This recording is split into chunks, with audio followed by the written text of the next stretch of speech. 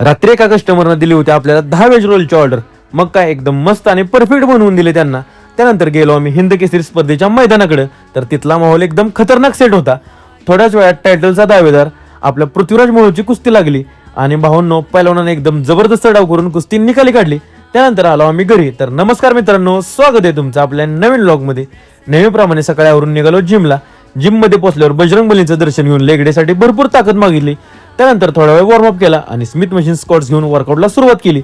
नंतर नेहमीप्रमाणे घेतले आपले हेवी लेग प्रेस आणि पायांची सगळी वाटच लागली.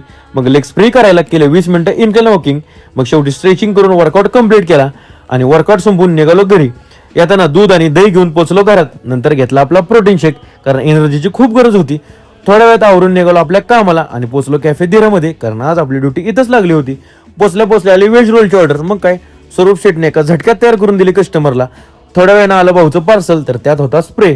भाऊला म्हणलं कधीतरी आमच्या पण अंगावर मारा, येऊ दे आमच्या पण अंगाचा चांगला वास, आणि दुपारी थोडा वेळ आराम करावं म्हणलं म्हणून निघालो घरी. आणि सांगायचा विषय म्हणजे भाऊंनो, आपला कॅफे रात्री 12 पर्यंत चालू असतं.